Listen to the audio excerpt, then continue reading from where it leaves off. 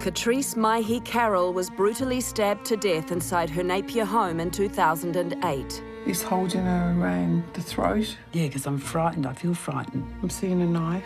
The chest. She must have been stabbed in the chest. Discovered lying naked on the floor, her family were in shock. She was found with 6 stab wounds. Terrible day. Terrible. There were multiple suspects. Did you kill Katrice? No, I did not kill Katrice. But the case was thrown out on the first day That was another blow. because there was no evidence. All of the forensic stuff that they needed had got washed away. Leaving the family without answers. Who would do such a terrible thing to such an innocent person? Two of Australasia's top psychics will attempt to contact the spirit of Katrice Mahi Carol. Something happened here. Oh, I feel sick. I felt it here. There's blood on the carpet. There was blood on the carpet. Hoping to give the family the closure they so desperately need. I just missed her so much. I still do.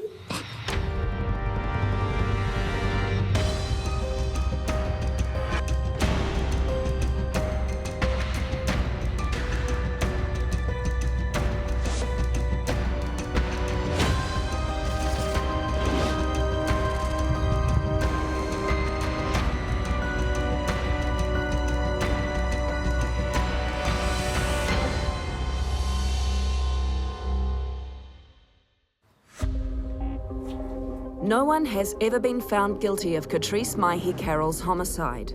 Her family have come to sensing murder in the hope of finding new clues regarding her death.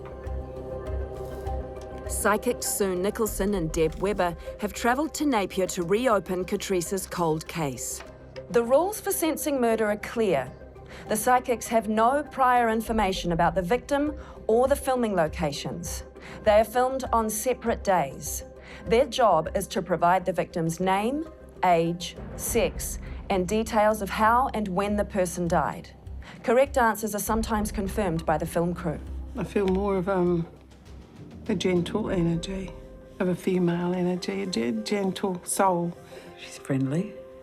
She's smiling. She's gentle.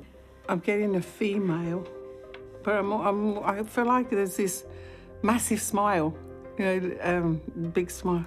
She keeps giving me a flash of others in the family, so I'd say big family. She's one of the younger ones, not one of the older ones in the family. Keep getting dark skin. So she's Māori. Katrice was from a large Māori family. She was the youngest of 7 siblings. She must have been close to her dad. Everybody's got a bestie. Well, it was Katrice and Dad. She loved Dad. I feel she had, she's not good health. Did she get headaches or something? Maybe she got headaches. She keeps shaking. At age 15, Katrice was diagnosed with epilepsy and would suffer fits. When she'd have one, she would always be very tired, and she'd go to sleep. And when she'd wake up, she'd have like a migraine headache. She had medication or something. She needs medication, or she was supposed to have medication. She might have been on medication or something. Deb is correct.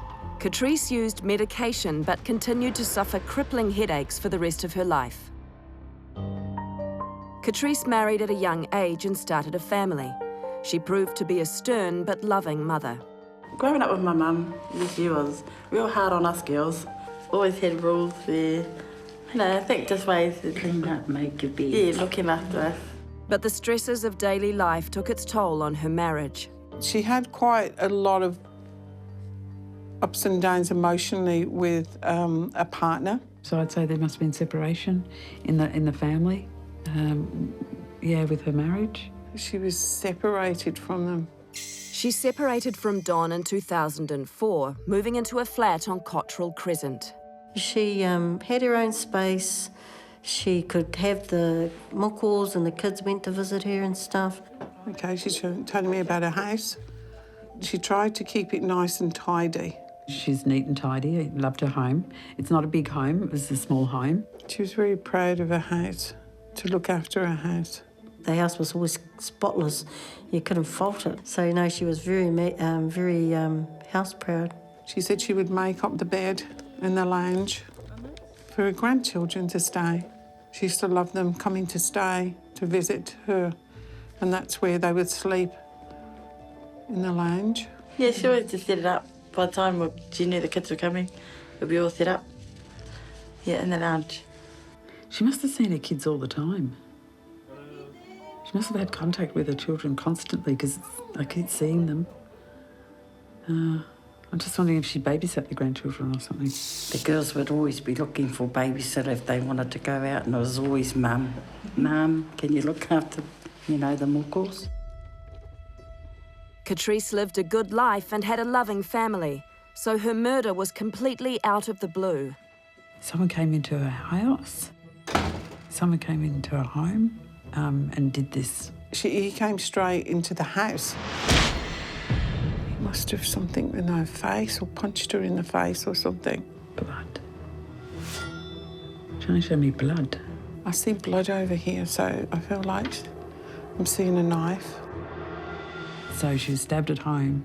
She was stabbed. And her clothes are partly removed. And the headache must have hit her or something too. She was found naked. She'd received trauma to the head and she had been stabbed about 6 or 7 times. There's pain in my back, which is really unusual. It's down low. Oh, see, that's really stabbing me in the back. That's really weird. The knife was left there. The big knife, like a carving knife or something. It's a big knife. She's trying to show me the knife. Did it come? Okay, show me the knife. Did it come for your house? If you show me again, I feel like that actually, it came from her house. Sue is correct. The knife used to stab Katrice came from her kitchen and was left at the scene. A couple of days or something before her body was found. It wasn't straight away. She keeps giving me a couple of days, night, day type of thing. I don't think months. It feels more like days. She's also a couple of days. She keeps saying couple of days. Still repeating it to me. Katrice was killed sometime on Saturday evening and found by family members on Monday morning, a couple of days after her death. I was seen her in that lounge, face down. The lounge, bed. She was found lying face down next to a bed in the lounge. The murder of Katrice Mahi Carol was devastating for the community of Maraenui. Who could have committed such a heinous crime? Yeah, it's like I feel like, I keep getting like I should be safe in my home. I should be, and it's not. This was intentional. It was... this person came here with a motive. Yeah, I just feel like there was part of this is sexual as well. It's like a sexual attack.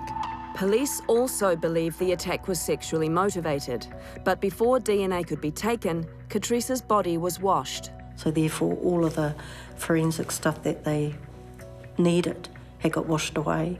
See, what I'm seeing in this house, there's no forced entry, there's no broken windows, there's no breaking a lot. There's no kind of somebody breaking in and doing it, like a robbery or anything like that. I feel like they walked through the door. Sue's right. There were no signs of forced entry. Police believe she must have let her killer in. Someone came into her house. Someone came into her home. And this person doesn't have a key. The door's unlocked, so it's like they've walked straight into the house. There's something about the person. I think she knew him or she's seen him or something. There's something really... There's something there about that. She knew this person that did this to her. He's not a stranger. He's not a stranger to her. Sensing murder psychics Deb Webber and Sue Nicholson are contacting the spirit of Katrice Mahi Carol, who was stabbed to death in 2008. Both psychics feel strongly that Katrice knew her killer. Her neighbours were all suspects. On one side was then 61-year-old Eddie Nathan. I feel like she's looking at next door or had an issue with a neighbour or something. the male next door. Eddie was related on our mother's side. He used to drive the van, the courtesy van for the Mahi Hotel. So whenever she wanted anything, you know, she'd ask him if he'd pick up stuff for her. There is a jealousy with him because I feel that he actually liked her. He did have a crush on her, but she didn't want anything to do with him. Eddie's 39-year-old son, Michael, who lived with his dad, was also a suspect. This tattooed mongrel mob associate was on home detention for burglary. His son was very, very suspicious because he was a thief. You know, he'd steal things. And had associations with Auckland, because I keep seeing patches, like patches of gang members. There was another suspect, a mystery man who allegedly visited Katrice on the night of her murder. I somehow feel like things were secret. And it's a male. I keep seeing this male. They were saying about that she was waiting to go out to dinner with this unknown person. Like having a romantic date or something. She was very conscious about safety and security. And who would be going out late at night, which is what she didn't do. Despite the mystery man, the main police suspect was Katrice's neighbour on the other side, Zion King, a former mongrel mob associate. Zion was on parole for aggravated robbery and had previous convictions for domestic violence. He'd moved in next door 2 weeks before Katrice's murder. Zion was her neighbour, and where the lady that used to live next door to her, that's where he was. He was known by the family, by our brothers knew him. They knew some of his family, his wider family, but I don't know when he actually moved next door to Katrice, because she never actually mentioned that there was someone else next door to her. Sue picks up on the name of Katrice's new neighbour. It's got to be, it's the name of someone, a king. It sounds like Zion or Zion or something like that. I don't know if that's associated. I've never heard of that name. And according to Sue, Katrice had a disagreement with someone close by. It's something, arguing over a dog barking or noise or something to do with noise. Because I can hear them arguing over the fence. Although Sensing Murder cannot corroborate the information, it's believed there was an argument between Katrice and Zion about his barking dog. When police began the homicide inquiry, they quickly determined it was a sexually motivated attack. And 9 weeks later, Zion King was arrested and charged with murder. But on the first day of trial, the case was thrown out because there was no evidence to convict him. The family were devastated. That was another blow for our parents and for us as a whānau. You know, just to be told that it's a mistrial and he won't be tried because there wasn't enough evidence. She's telling me a court case, something about court case. So this case is still open. Yeah, because whoever's done this, she feels like they're still walking. They're walking around. It's like they have no other leads. It's time to leave the motel and visit the crime scene. On different days, Sue and Deb are handed a map of Napier. They must guide us to Katrice's home using only their psychic abilities. So we're going to a unit, and I think it's a very tiny unit. There's Munro, so we go straight over until you hit a T intersection, and then I want you to turn left onto Riverbend Road. We're on Lathan, and then we turn into Riverbend Road. What I've drawn here, she's shown me, it looks like a cul-de-sac when I look at it, because there's an entrance here, but it's a crescent, which means you can come out. And when I look at a cul-de-sac, to me it's round like now, but you can't get out. But this one you can, because it's a crescent. So it's a small place It's a unit. And I keep seeing a bed. So I can't figure out if it's one bedroom. Maybe. But it's got this lounge room, bed, lounge room. There's something as units, because they're units. That's what I'm getting. Deb and Sue are both picking up on a small block of units, and as they near Cottrell Crescent, the connection becomes stronger. I feel like it's just here somewhere, because it's like I'm looking at units. It's here, in this area. I feel like I want to go here. Sue is in the right area, and on a different day, Deb too feels a strong pull towards the units at the top of the street. My heart's pounding. It's like I'm going to have an epileptic fit in a minute. Can we go a bit further? It goes around in a circle, so I'll just see if I can calm down my breathing, because it's like... so in my head.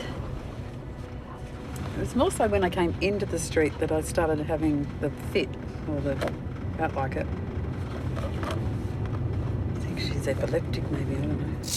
Deb has correctly identified epilepsy as the root of Katrice's illness, and Sue also picks up on this. She had epilepsy, and she was on the disability for something of epilepsy. Oh, it's just here. It has to be just in here. She's 46, or the house is 46. 46? Where's 46? 46 here. Oh, it is 46 here. Is this it? This must be it. This is it, 46. She's 46 years old, and she's 46 here. Sensing murder psychics Sue Nicholson and Deb Webber have arrived at Katrice's flat. The current tenant has allowed the crew to film inside his property, so Sue heads in. On the other hand, Deb is overcome with the emotion of Katrice's spirit. Oh, I don't know if I can go in.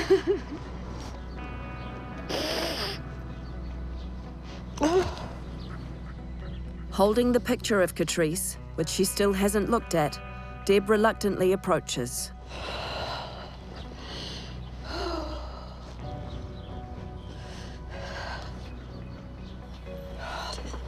There's a bed in the lounge room. There's a bed in the lounge room. She said there was a bed in the lounge room.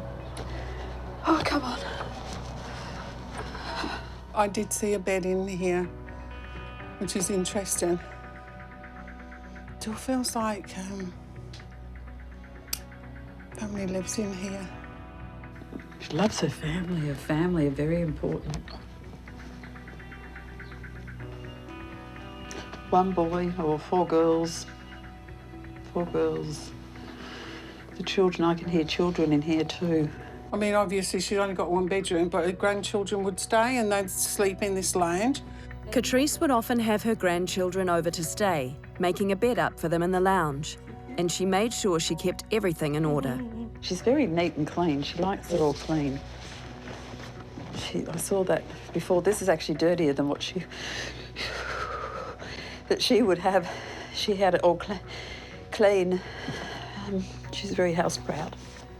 Yeah, because she loved everything in its place and everything tidy and everything. And I felt that. The psychics try to home in on where in the house the murder happened. No.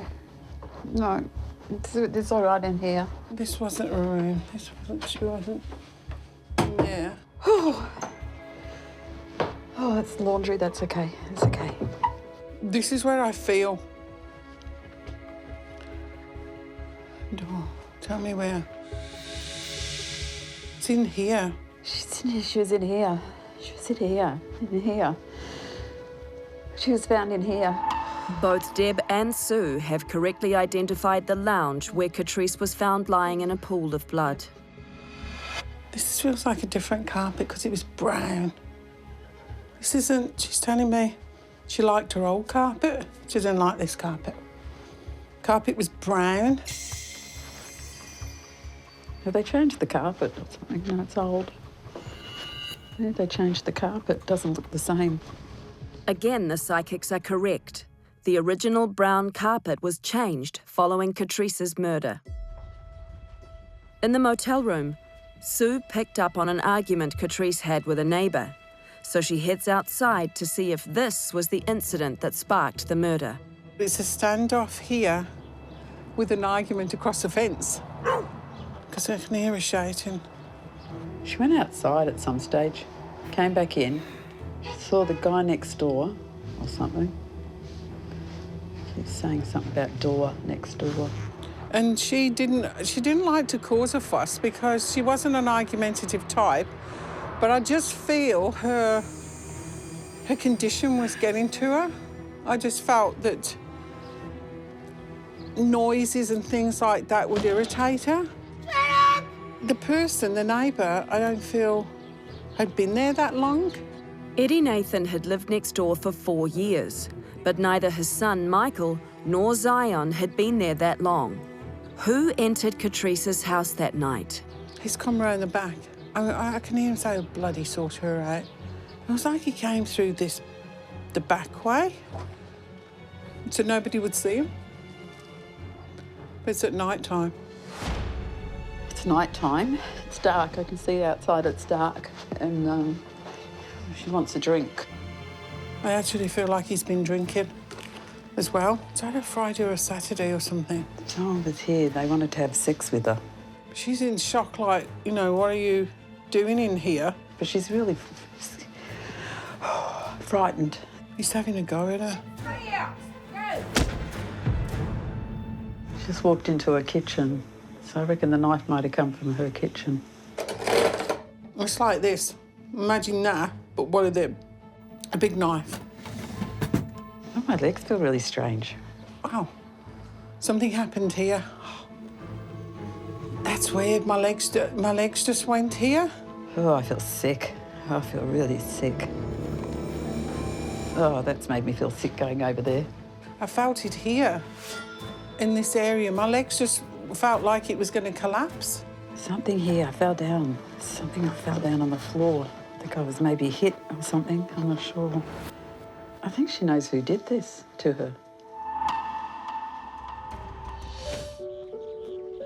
Sensing murder psychics Sue Nicholson and Deb Webber are walking the crime scene of Katrice Mahi Carol's brutal murder. I'm going to look at her, yeah?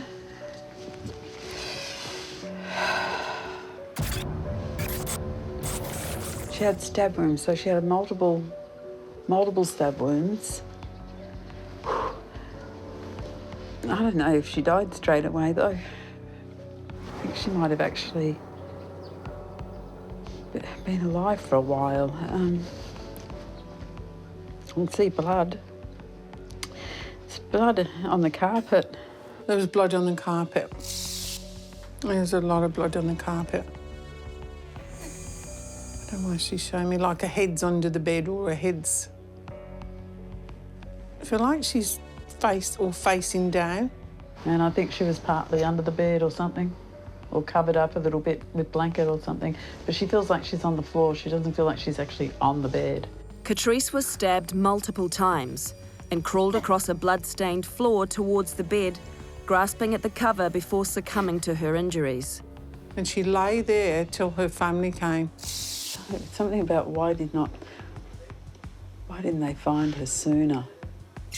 Like her neighbours. It was like a day and a half or a day and a half. It's not 24 hours. It's not the next day. It's a day and a half I'm getting. Katrice died sometime on Saturday night and was found by family members on Monday morning. She's black. Something to do, I don't know if she had black underwear on or black, because she keeps showing black. And I keep looking at the black stuff, there's black gloves over there, and so she must have had something black on. Lying next to her naked body was a blue kimono and black lace underwear. Her family was surprised that she'd been wearing such provocative clothing. Because it's something she wouldn't wear. She'd just wear a nightie, an ordinary nightie, but this was like lingerie or something. She had lingerie on or something. Feels very soft, very elegant feeling on my skin. So to me, I'm looking at it, it's like she's all set ready. She would not go to bed like that. She was all set for a visitor to come.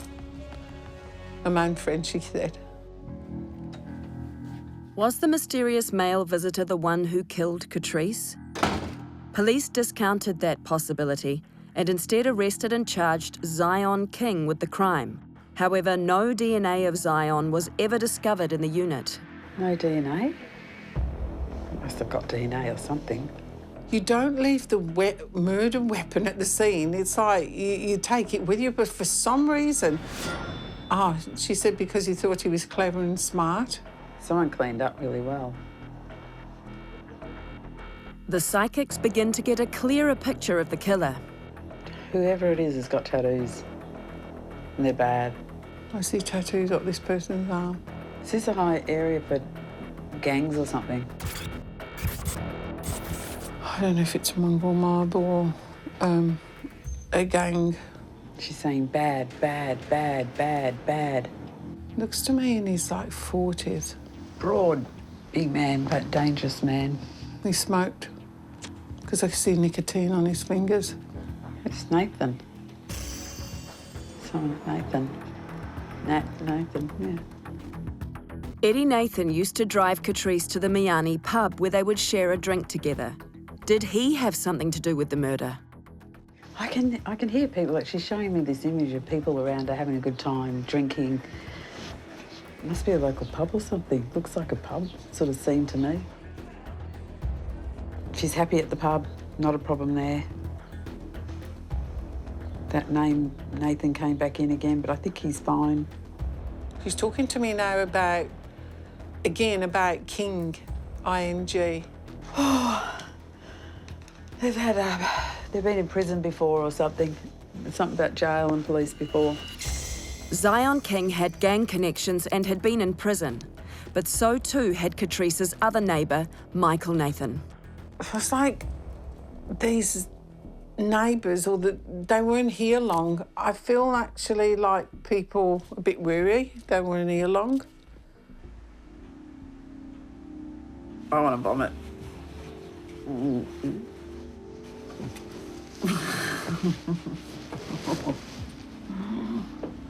Oh. Can I go for a walk just outside? Like, just want to feel? Oh, I need some air too. As the walkthrough nears its end, the psychics are hopeful Katrice's killer will own up to this vicious crime. I feel he's confessed to quite a few people when he's been drunk or he's been, and said, oh, yeah, watch out because I can kill you if I want. That's what I'm getting with him. And so he's going to be very cocky about it. And I think that when this goes to television, that they or somebody is going to come up with who it was. They know who it is. I feel like his female's going to... I feel like he's told a female or a partner. But, a bit frightened. I think it may even be an ex-partner, but feels quite threatened by him or quite frightened of him, Because if he can kill once, he'll kill again, and that's what I feel a person's scared of him. It's a shame because she's a lovely lady. She misses her family. She loves her grandchildren. They're grown now, grown up. Yeah. And she's just saying to me, I've never done anything to anyone. I didn't hurt anyone she didn't have a very good life. I feel sorry for her. And with her condition as well, she was very restricted of going out, or, as I said before, someone picking her up and taking her somewhere. She never liked to ask. She didn't like to ask people. So she didn't rely on people so much, but she didn't like asking. That's what I'm getting, yeah.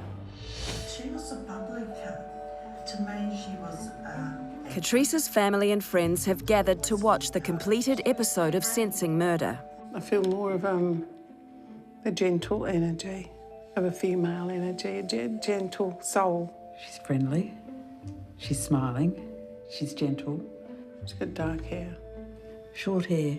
She would try and keep it shorter to keep it in control. That's what I'm getting. It's like, oh, my hair, it would go frizzy if I didn't control it. She always dressed up and she always made sure she took pride in the way she looked.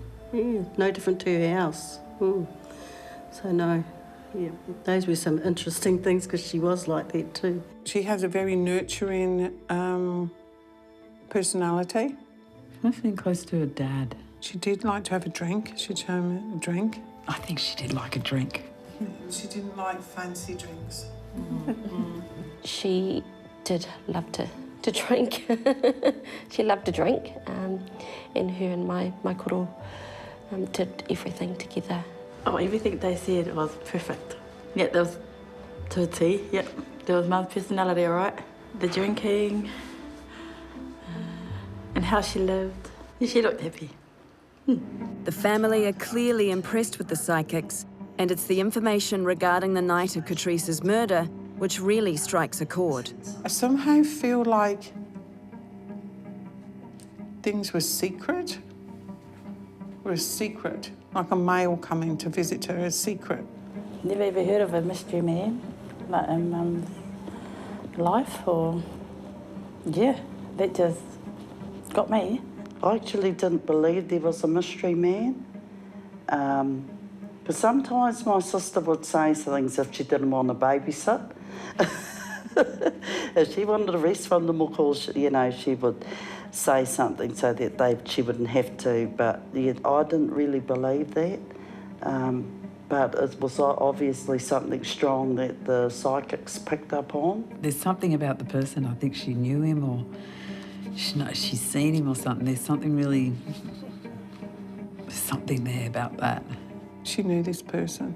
When the police talked about the house hadn't been broken into, you know, stuff like that, and they talked about it could have been someone that she knew. So if she knows the person, then it's got to be someone within that area. Oh, I don't know if I can go in. I thought it was interesting how Debs was really affected by her. That had a big impact on me about our sister. It's like she was there. It's like I felt she was with them. Instead in spirit, she was actually there. He's come round the back. I can hear him say, bloody sort her out. It was like he came through the back way, so nobody would see him. I actually felt quite elated when I heard her say that, and I got emotional. And I thought, well, you know, because I said to my brother, well, something's happened, and I just got the feeling that something's happened around the back end of the flat. Yeah, so, and I think, gosh, for me, it's just like the light switches come on, and the psychics have picked up on what we've been thinking and knowing for like 9 years now. He's going to be very cocky about it, and I think that when this goes to television, that they or somebody is going to come up with who it was. It's really tough. I guess knowing that person is still out there, that person is still walking free, that person is still a danger to the community. If this person can do it once, they can do it again. Hopefully the program is going to prick their consciences in some way for them to come forward and say, you know, it's time to put things to rest and to give some closure to this family, because for me that's what we're hoping to achieve. That's what we went into as a whānau. We wanted to see happen was that it brings out some new light to her case, and it brings her out of that darkness so that we can have some closure as a whānau. Now, that's what I hope to get out of this. Sensing Murder has hired private investigator Grant Coward to look into the information provided by the psychics. Grant has had a long career in the police, working on over 80 homicide cases. He's come to Napier to look into Katrice's unsolved murder. So as with any case, I have to familiarise myself with all of the facts. Unfortunately, I do not have the police file, but what I do have is a considerable amount of information on public record, which will assist with the investigation into Katrice's killing. Grant begins by heading to the scene of the murder, where he conducts a canvass of the area. The scene gives you a bit of a feel for the area, and often there are people that are still there, albeit 9 years on, that may know something and may be keen to talk to you about what they knew about the case back then. As Grant makes his way to the back of the property, he's struck at how brazen Katrice's killer must have been. It's interesting how close the neighbours are. It's quite a confined little area. Everyone's reasonably close to each other. He now heads to see if any neighbours can offer up new information. Local man Nigel remembers the stories of the woman who was killed around the time he moved in. No, I don't know much, but I only moved in about a month after it. Okay. When it happened, and what I was told from them. And no, that's why I don't know. And I've been here in my area for a good long time, and I've had no call from nobody. Many of the people living in the area at the time of Katrice's murder have moved on, and Grant feels that others may be too frightened to come forward. This is a relatively recent investigation. The locals are chatty, but they're not providing any information. But I'm confident as time goes on, our relationships change and people do provide information at a later date with a change of relationship. So I'm confident that there will be information that will help solve this case.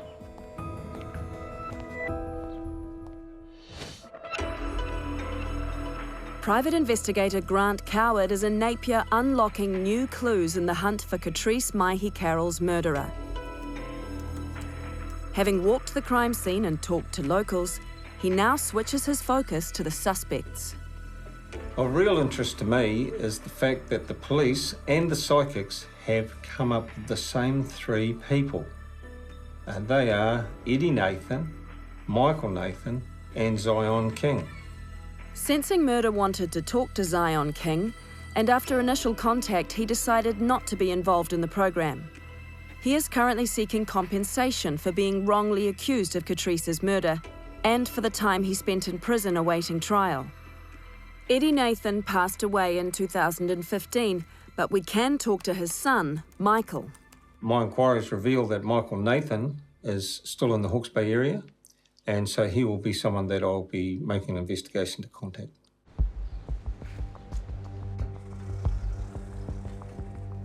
Grant is hoping the Napier electoral roll will provide an address for Michael Nathan. The list of possible candidates is long, but after a thorough search, Grant finds a match.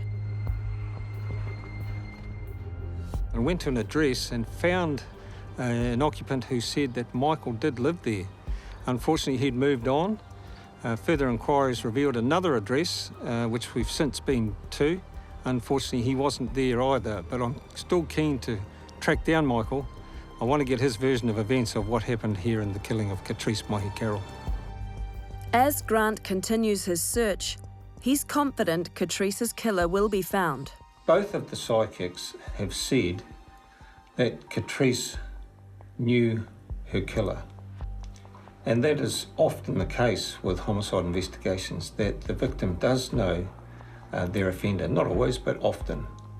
And the other thing is that the killer may well have told someone about what they've done. And if someone has been told, I'm urging them to come forward and give us that information. The DNA from Katrice's flat could also be the future key to finding her killer. But at the time, the samples gathered proved to be more of a hindrance than a help. This crime scene is a DNA cesspit, if you like. There's DNA samples, 150 odd, found, some of them historical from many years ago. But Grant feels there's still hope for Katrice's family. This is a relatively recent case, and with the advances of DNA technology, I'm confident that it is a solvable case. And I want to reassure the family that I'm positive that Katrice's killer will be found. Sensing Murder has contacted the Napier Police for an update on Katrice's case. Detective Inspector Rob Jones provided this response. The police investigation into the tragic death of Napier woman Katrice Mahi Carol in January 2008 remains open. Any new information which comes to light about Katrice's death will be acted on, just as we do in other unsolved cases. We are always open to new information that will help provide answers to the families of victims. Katrice Mahi Carol now rests at the Matahiwi Urupa in Hastings, and her family come to remember her and the life she lived.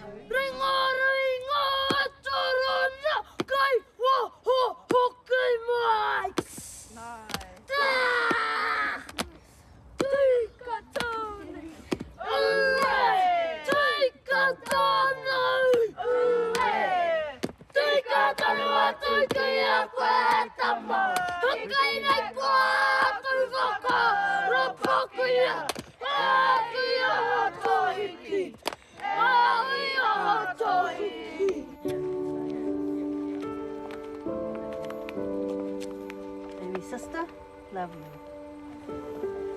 Aloha, my sister. Aloha. She's now got 10 grandchildren. 5 of them she knew, 5 of them she doesn't know. Love you, Nan. I'll miss you. She always loved her muckles, and she did. That shows in the way she would get her house ready for them to come and receive them. So, yeah, it's sad that she will never meet the 5 now that are there. I'm hoping they never forget her, and that they continue to celebrate her when they go out to visit her on her birthday or on her anniversary, and that it just becomes a natural thing for them to make sure that they remember who their grandmother was and what she used to do.